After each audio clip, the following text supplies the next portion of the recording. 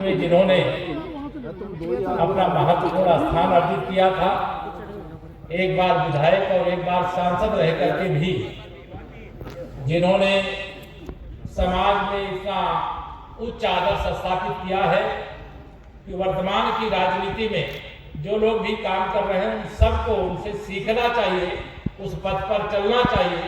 ऐसे मुल्कीराज सैनी जी अमर रहे। मुल्कीराज सैनी जी, मुल्कीराज सैनी जी। सबसे पहले मैं महान स्वतंत्रता संग्राम सेनानी मुल्कीराज जी, जिनकी मूर्ति का अनावरण करने का भी सौभाग्य मिला, मैं उनके चरणों में नमन करता हूं। और यहाँ आज आयोजित मूर्ति अनावरण के अवसर पर समारोह में उत्तर प्रदेश की सरकार ने मंत्री परिषद में मेरे बहुत जिम्मेदार साथी जो अंगद की तरह पांव जमा करके सदन में डटे रहते हैं, हमारे श्री जसवंत सैनी जी, जरा जोरदार ताली बजाइए आप लोग। जो ऑल इंडिया सैनी महासभा के अध्यक्ष हैं और आज के कार्यक्रम के भी अध्यक्ष हैं, हमारे परम मित्र आदरणीय श्री दिलबाग सिंह सैनी जी।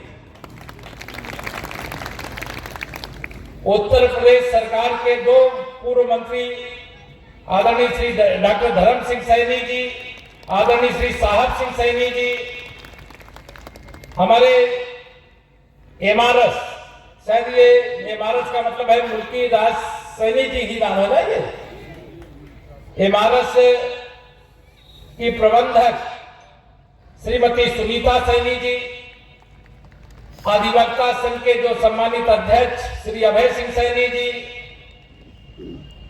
इस विद्यालय के एमआरएस के मेमोरियल पब्लिक स्कूल के प्रबंध निदेशक श्री विनीत सैनी जी, और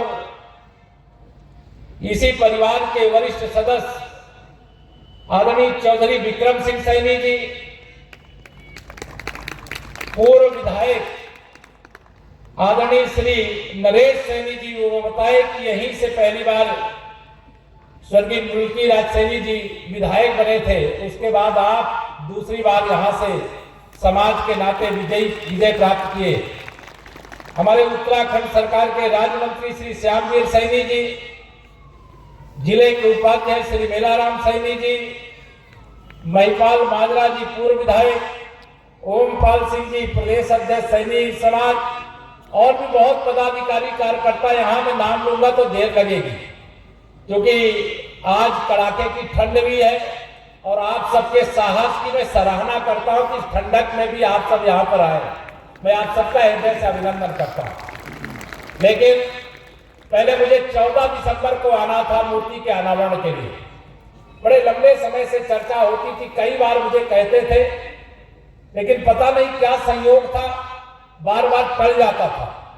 14 दिसंबर को भारतीय जनता पार्टी के नए प्रदेश अध्यक्ष बने और उनका पहली बार जो निर्वाचन प्रक्रिया थी वो पूरी होनी थी। मुझे भी, जसवंत जी को भी, सभी पार्टी के वरिष्ठ नेताओं को भी लखनऊ में रहना आवश्यक था, तो 14 तारीख का कार्यक्रम निरस्त हो गया था। उसी दिन तय हुआ कि 14 नहीं अब 28 दिसंबर को चला जाएगा।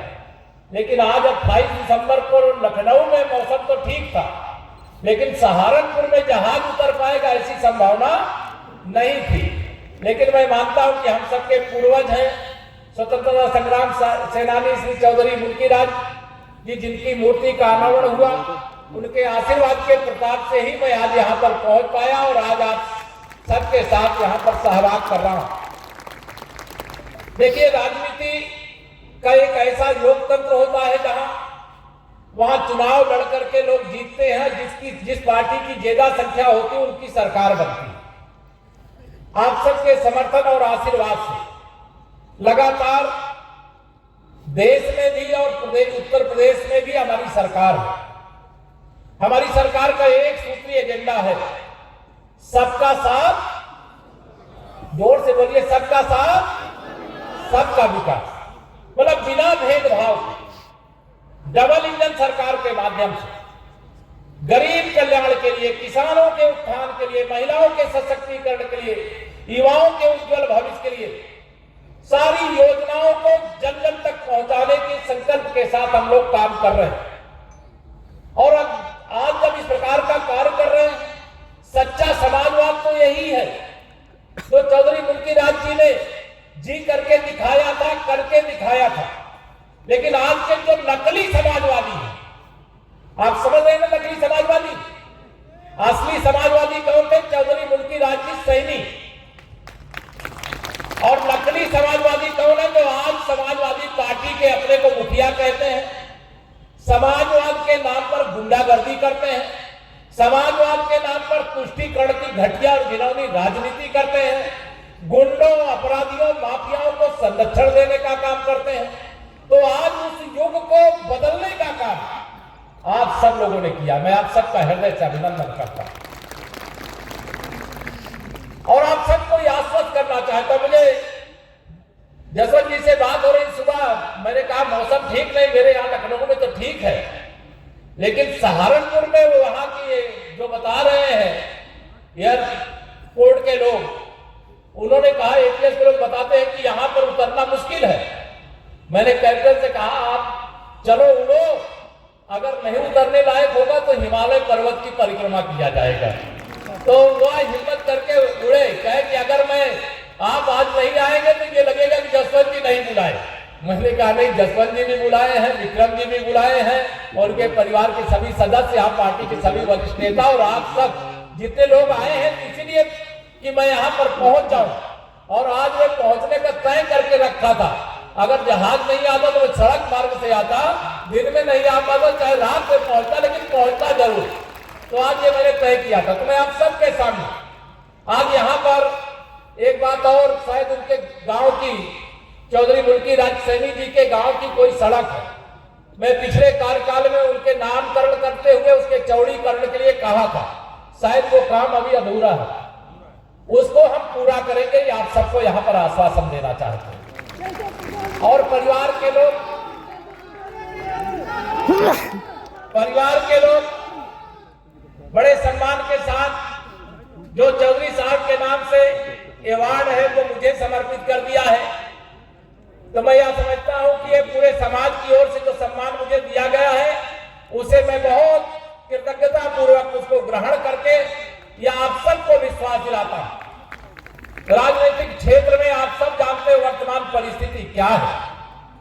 वर्तमान की परिस्थिति यह है कि दो ध्रुव है, दो प्रकार की राजनीति है। एक राजनीति है परिवारवादी, एक राजनीति है सबके साथ सबके विकास की। अब जिस परिवार से चौधरी मुल्की राज जी जैसे विधायक और सांसद रहे हैं, उनके परिवार से क्या कोई विधायक सांसद है क्या? जोर साथ बताइए, है क्या? ये सही मायने में परिवारवाद की राजनीति से मुक्त और अपने एक अच्छे काम को, जो बच्चों को पढ़ाने लिखाने की इतनी बड़ी संस्था का संचालन कर रहे हैं, आप इसमें आगे बढ़े, इसके लिए मेरी शुभकामना है। और जहां हमारी सबकी, मेरी सहित जो भी मंच पे किसी की आवश्यकता महसूस करेंगे तो हम सब आपके साथ हैं, आप सबको विश्वास दिलाना चाहेंगे।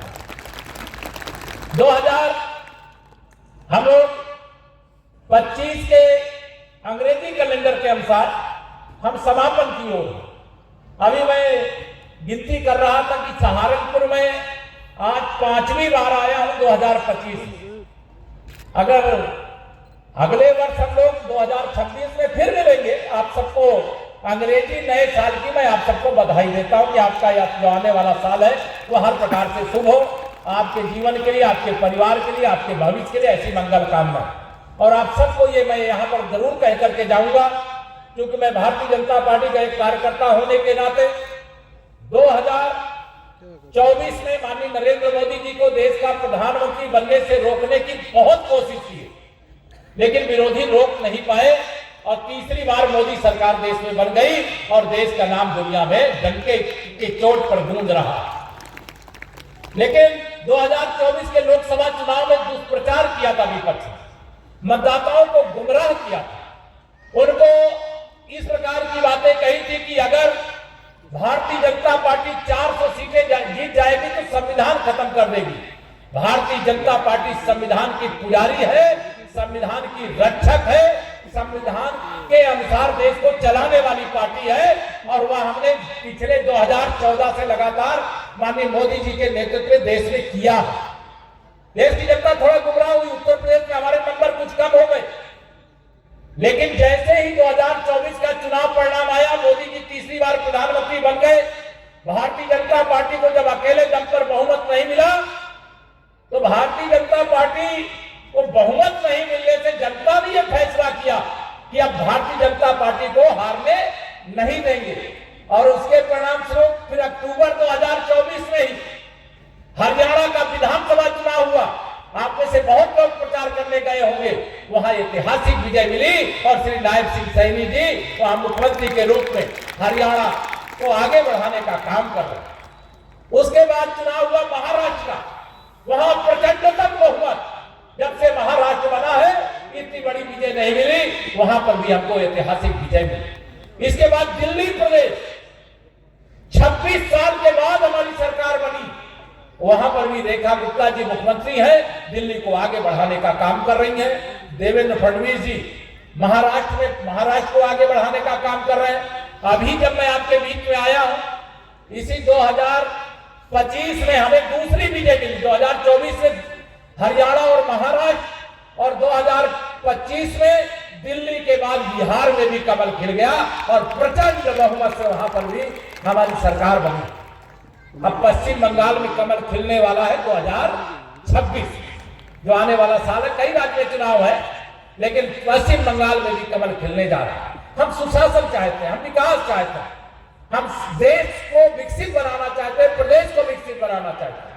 उसमें सबका आशीर्वाद और समर्थन और सहयोग चाहिए। बहुत लोग बांटो और राज्य करने वाले बहुत दिन राज कर लिए, बहुत दिन बांट लिए, बहुत दिन विधायक सांसद बन लिए। आने वाला समय आप सबका मैं आशीर्वाद और समर्थन चाहता हूं, क्योंकि आज चुनाव की सभा नहीं है, मैं चुनाव के लिए नहीं आया। आज मैं अपने सबके, हमारे पूर्वज हैं, पुरखे हैं, आज हमारे बीच में नहीं है, उनके चरणों में श्रद्धांजलि अर्पित करने आया।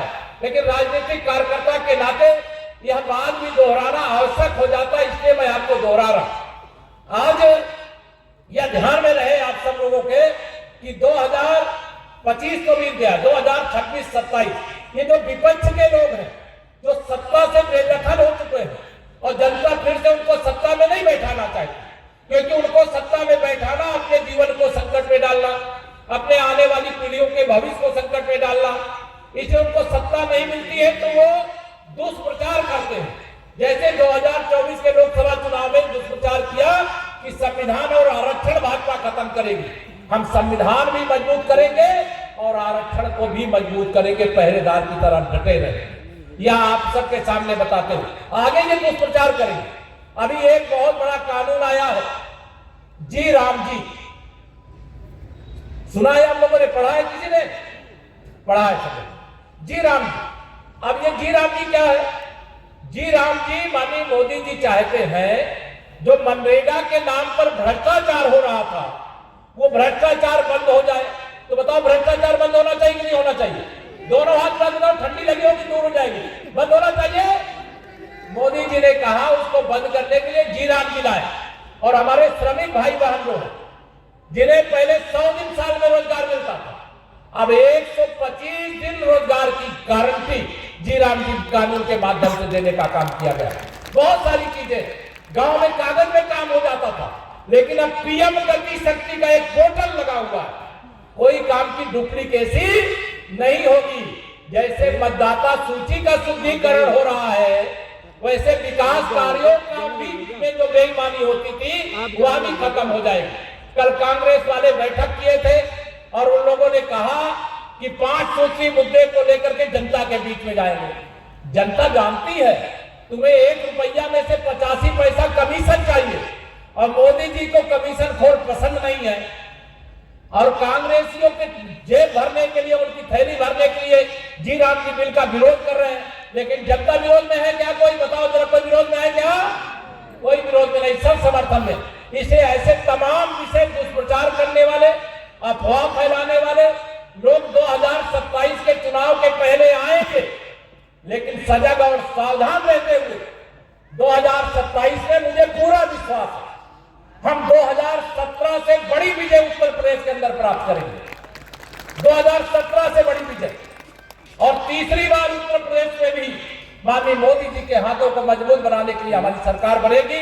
उसके लिए आप सबका सहयोग और समर्थन चाहते हुए, और ऐसे जो महान समाजवादी, महान स्वतंत्रता संग्राम सेनानी, ऐसे चौधरी मुल्की राज चौधरी जी जैसे पूर्व सांसद, पूर्व विधायक रहे, जिनकी मूर्ति अनावरण के लिए बहुत लंबे अंतराल के बाद आने का मौका मिला, मैं आज आप सबसे लंबी बात कर सकता हूं। लेकिन लंबी बात इसलिए नहीं करूंगा कि मुझे वापस लौट के जाना है।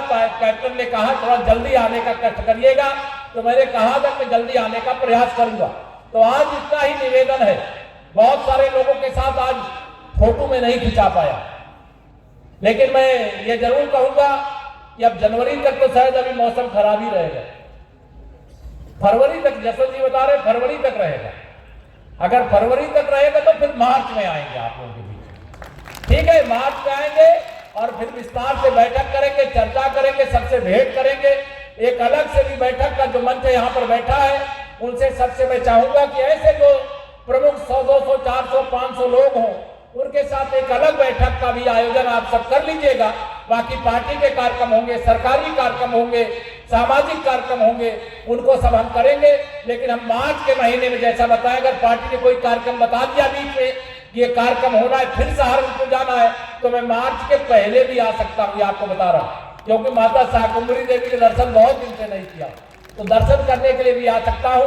आप सब इस कड़ाके की ठंड के बीच में, विपरीत मौसम में इतनी बड़ी संख्या में यहाँ आकर के इस कार्यक्रम को सफल बनाए और चौधरी श्री मुल्की राज जी के चरणों में अपनी श्रद्धांजलि अर्पित किए।